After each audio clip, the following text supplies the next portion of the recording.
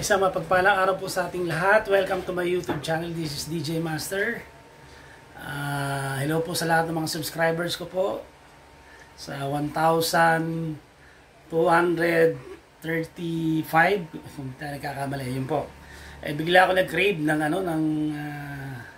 ginataan. Ito yung madalas na niluluto ng father ko, naalala ko.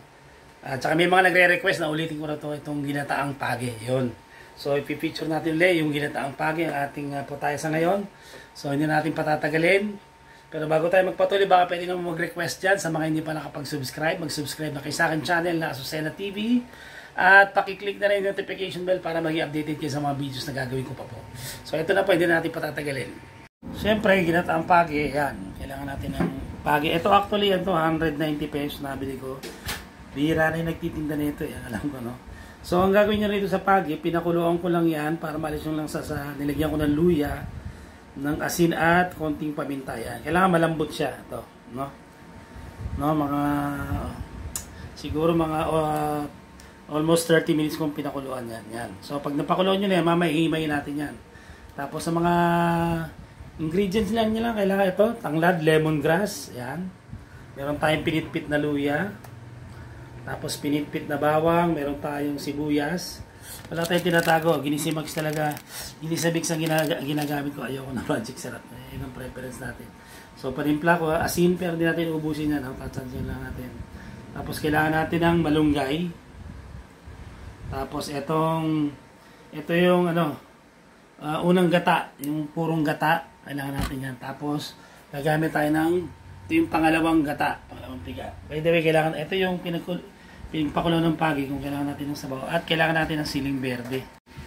Ayan, siling berde, yung panigang, at saka siling labuyo. Nasa sa inyo po. Pwede nyo iwain yan, nasa sa inyo.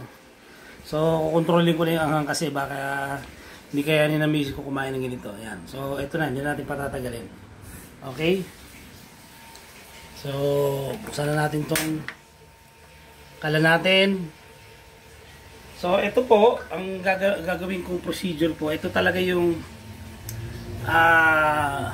style ng mga Bicolano. No? Hindi kami nagigisa yan. Ang gagawin nyo po yan, yung pangalawang gata, haluin nyo lang. Hanggat iwasan yung wag mamuing gata. Yung turo ng aking father. Siguro mga roughly 10 minutes. Balikan ko kayo kapag pag kumukulo na yung kailangan. Basta halo ko lang ang halo. By the way, habang hinahalo natin ganyan, ilalagay na natin yung ingredients natin. Ayan. Lagyan nyo na yung tanglad, lemongrass, yung pinitpit na luya para yung pangalis ng lansa. Tapos, yung bawang, lagay nyo na rin yan, yung sibuyas. Yan. Mamaya na yung siling berde kasi pag nilagay agad natin, pag nadurog yung aanghang mamaya na lang.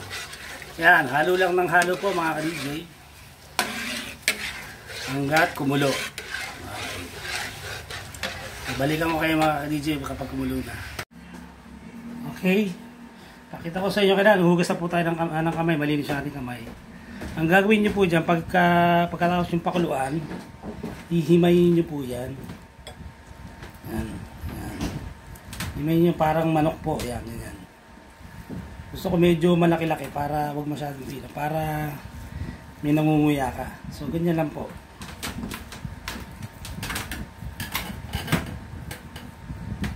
So, habang dapat bago natin lagay yung gata, pakuluan, ito dapat pala nahimay na natin. So pinatay ko muna yung yung balat parang pating din to hawig po sa lasa ng pating po. Ang tawag sa Bicolano ng mga ganito ay kinunot. Ginataang pagi.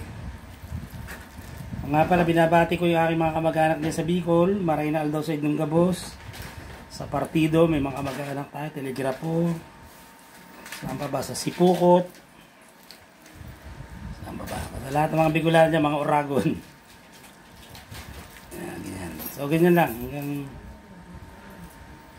Okay. Masarap to mga ka-DJ.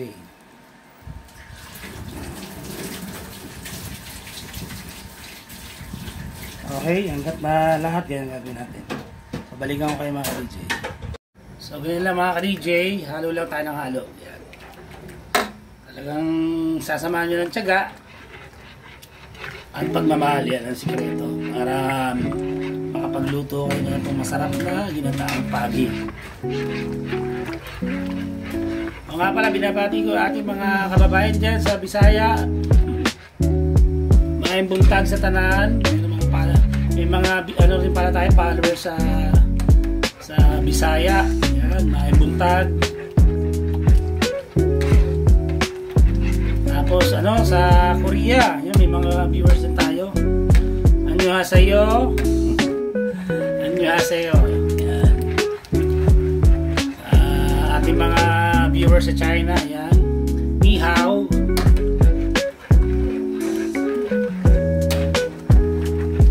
Sa parting Espanya, ¿cómo estás? Señorito, señorita. Tapos nga pala, shoutout ko nga pala yung aking suki sa Pasig Mega Market na bilhan natin ng pagi. Shoutout kay Francis, dito sa Francis Store dyan, makikita yun siya.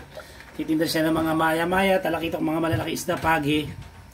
Dyan, section si Francis, kapangalan ng ating yumaong papa, Pope Francis, at kapangalan din ng aking tatay, si aming Papa Kikoy, Francis yung Francisco.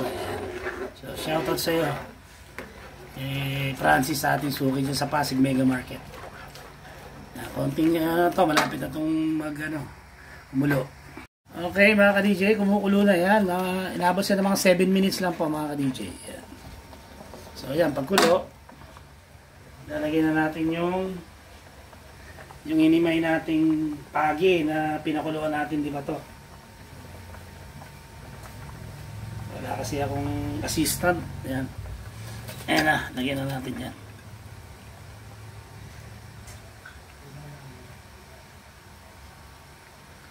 Masarap to mga ka-DJ.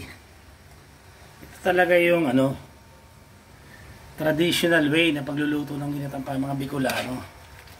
Iba kasi iba eh. Yan.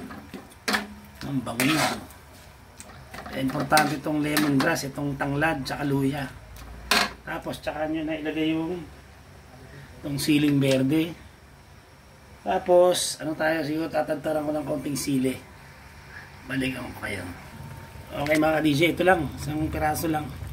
Yan. Para may kick lang ng konti kasi yung misis ko ay namangang yan. Tapos, pwede natin timplahan. Lagyan natin ng pampalasa. Nasa sa inyo, tansya nyo na lang. Yan. Tapos, konting asin. Alali lang po sa asin. Yan. Rock salt. Ibali lang medyo matabang. Kita yung itsura. Wow. Tatakpan na natin mga ka-DJ. Hintayin natin lumapot yung gata. Balikan natin mga ka-DJ. Okay mga ka-DJ, check natin. Yan, hintayin lang natin matuyo ito. Tsaka lalagyan natin yung puro gata. Siguro hindi na natin tatakpan para mas madali siya matuyo. Okay mga ka-DJ, yan, natutuyo na siya. Kaya natin ilagay yung ating purong gata. Yung unang piga. Ayan, ito po. Yung purong gata natin. Kakang gata. Lagyan na natin yan. Ayan, magpapasarap lalo dyan.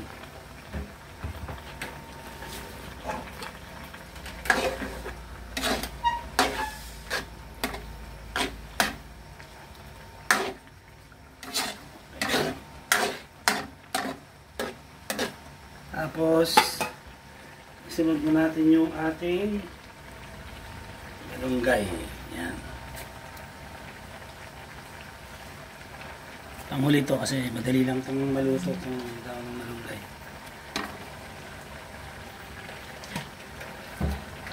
Tapos, tatakpan natin Mas balikan natin mga DJ. Okay, check natin. Ayan. Pwede na to. Ayan. Nalayo na yung gata. Ayoko na masyadong tuyo-tuyo. So, for plating na tayo mga DJ. Okay, ito yung ating finished product. Ito ang authentic ginataang pagi ni DJ Master. Sa mga hindi nakakalam, ang pagi po ay, kung di tayo nagkakalam, stingray po ha. Pagka na ipopost ko yung picture para yung mga iba hindi alam yung pagi. Yan. Nakita nyo naman, naluyo na yung gata. Yan o, yung gata o. Yan o. Okay, diba? So, titikman na natin siyempre mga ka-DJ. Okay mga ka-DJ, yan. Mas masarap po pag nakakamay. Titikman na natin. Ayan. Yung talagang pasado sa panlasa ni DJ Master. Ayan. So nasa siya, pwede nyo piga ng sili, pero ito isa lang eh. Nilagyan ko ng konting siling berde. Yan. Tapos yung gata oh. Okay, para po sa inyo ito, kung inuha ko medyo may tutong-tutong. Para po niya mainit. Para po sa inyo yung unang subo. Yan.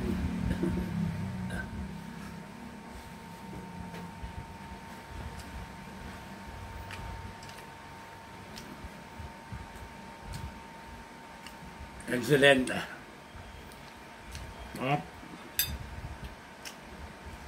Malambot yung yung pagi. Tama yung pagpapakulo ko. Very healthy to kasi may malunggay. Oh. Ang inang pala, subukan nyo na to. Yung mga gusto makatikim ng ginataang pagi o kinunot, tawag sa Bicolano. Yan, para po sa Indong Gabos. Ang Bicolano dyan. Mga kamag-anak ko dyan sa Bicol. Isa pa. Sarap pa.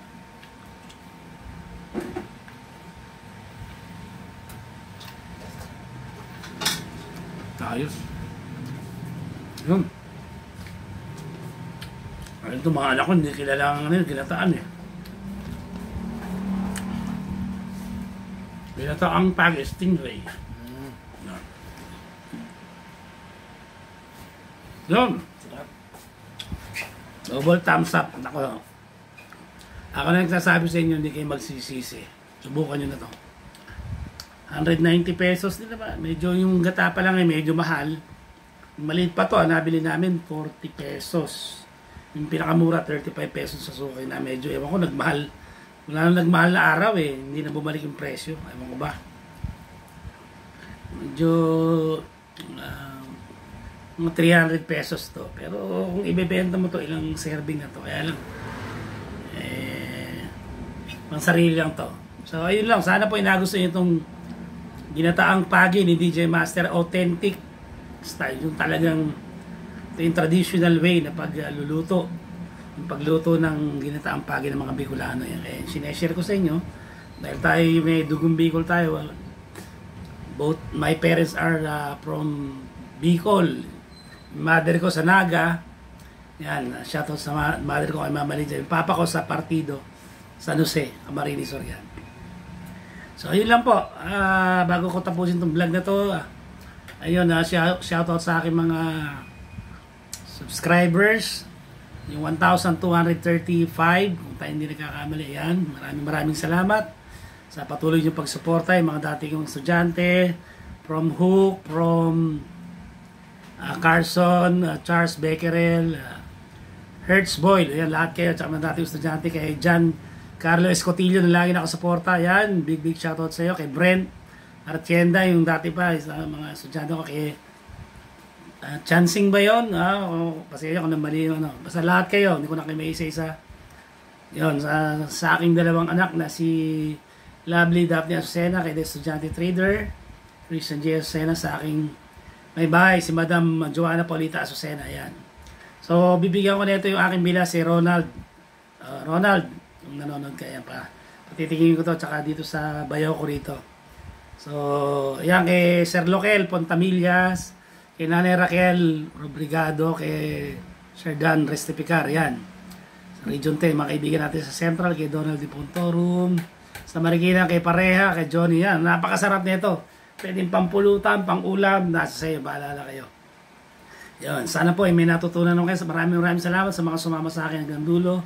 At hello to my viewers from United States of America. May mga viewers na tayo sa US, from Indonesia, from Thailand, at iba-iba pang parte. Yan. Ito nga recently sa Korea.